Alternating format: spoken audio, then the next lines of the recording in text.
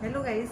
पिछली वीडियो में हमने आपको ये बताया था कि मांग की लोच का मापन किस प्रकार किया जा सकता है। मांग की लोच मापने की 3 विधियां हैं जो कि मुख्य हैं। उसमें पहला है टोटल आउटले मेथड, दूसरा प्रोपोर्शनल मेथड और तीसरा पॉइंट मेथड। हमने आपको टोटल आउटले मेथड के द्वारा मांग की लोच कैसे मापी जाती है ये बता दिया है, और एक वीडियो में हमने आपको ये बताया था कि प्रोपोर्शनल मेथड के द्वारा मांग की लोच का मापन किस प्रकार किया जा सकता है। इसके बाद हमने आपको ये भी बताया था कि अगर मांग रेखा एक स्ट्रेट लाइन है, एक रेखा की समान है, वक्र शेप में नहीं है, तो ऐसी स्थिति में पॉइंट मेथड का प्रयोग करके मांग की लोच का मापन किस प्रकार किया जा सकता है।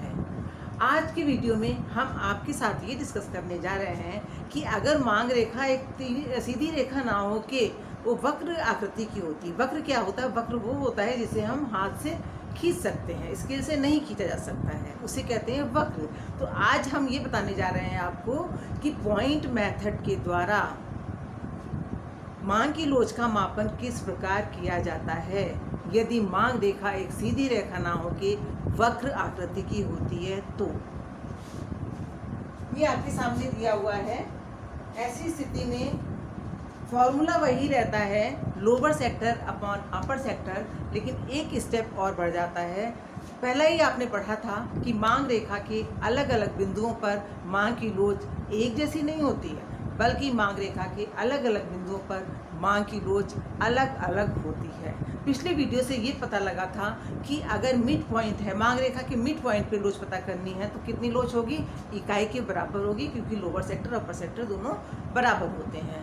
यदि मिड पॉइंट से ऊपर के पॉइंट पे हमें लोच पता करनी है तो मांग की लोच इकाई से अधिक होगी, क्योंकि यहाँ पर लोअर सेक्टर ज़्यादा होता है।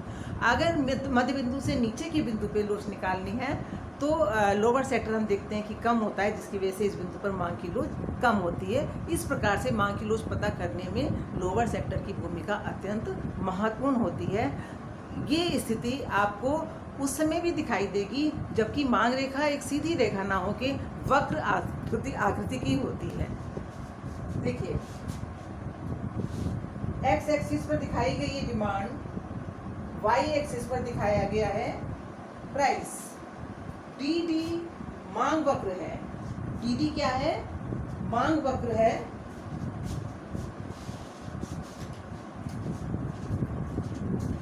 ये डी डी मांग वक्र है। मांग वक्र बाएं से दाएं नीचे की ओर झुक रहा है। इसका कारण है मांग का नियम लागू होना।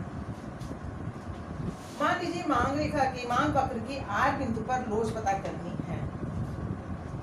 किस बिंदु पर लोच पता करनी है? आर बिंदु पर लोच पता करनी है। तो हम इस रेखा को टच करती हुई एक रेखा खींचेंगे। इस बिंदु को टच करती हुई एक लाइन खींचेंगे, यानी कि एक टेंजेंट डालेंगे।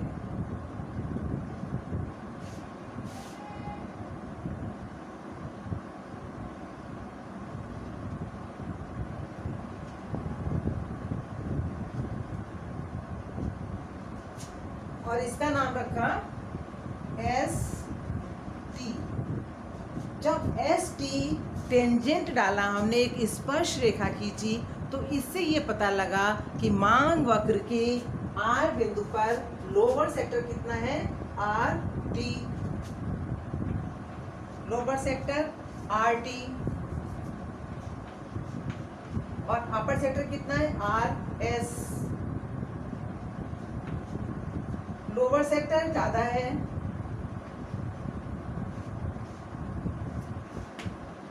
इसलिए इस बिंदु पर मांग की लोच इकाई से अधिक होगी।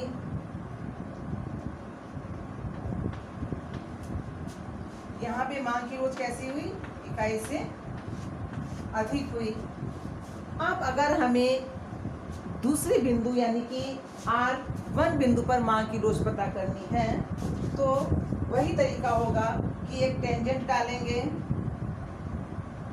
यानी R1 बिंदु को स्पर्श करती हुई एक रेखा खींचेंगे। S1 T1। अब ये पता लग रहा है कि लोअर सेक्टर है R1 T1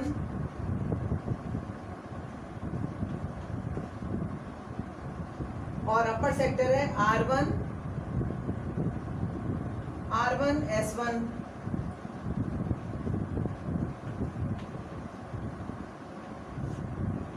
लोअर सेक्टर कम है,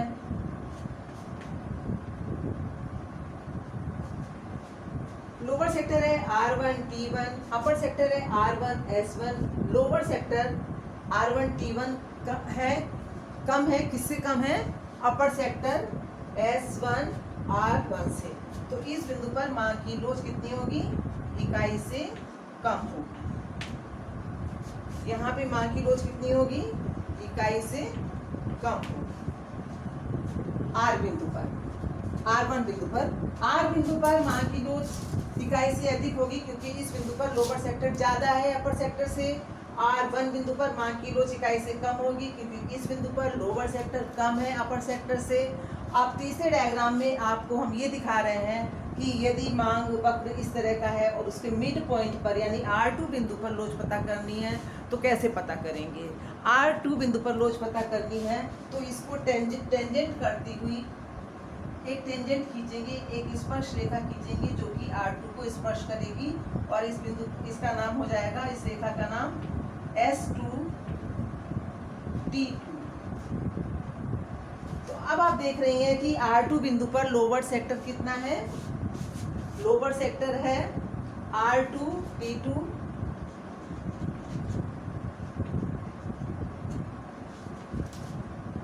R2 T2 और अपर सेक्टर है R2 S2।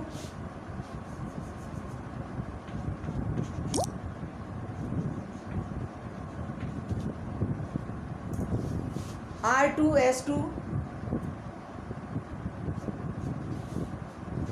तो लोअर सेक्टर बराबर है,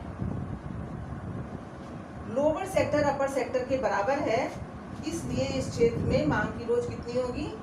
इकाई के बराबर।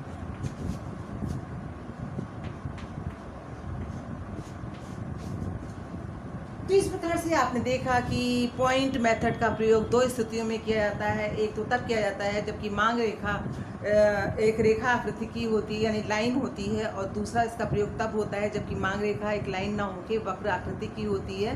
तो आज के वीडियो में आपने ये देखा कि यदि मांग वक्र के किसी एक बिंदु पर लोच पता करनी होती है तो उसको स्पर्श करती हुई एक लाइन खींचते हैं, फिर हमें पता लगता है कि लोअर सेक्टर कितना है। लोअर सेक्टर के आधार पर लोच पता करते हैं। अगर लोअर सेक्टर कम है तो लोच इकाई से कम होती है, लोअर सेक्टर ज़्यादा है तो लोच इकाई से ज़्यादा होगी, लोअर सेक्टर अपर सेक्टर के बराबर है तो मांग की लोच इकाई के बराबर होगी। इस प्रकार से आपने मांग की लोच की तीनों विधियाँ पढ़ ली हैं। Total outlay method, proportional method, इसका दूसरा नाम है आर्क मेथड, और पॉइंट मेथड। इसका प्रयोग दो स्थितियों में किया जाता है, मांग रेखा पर और मांग वक्र पर। Thank you.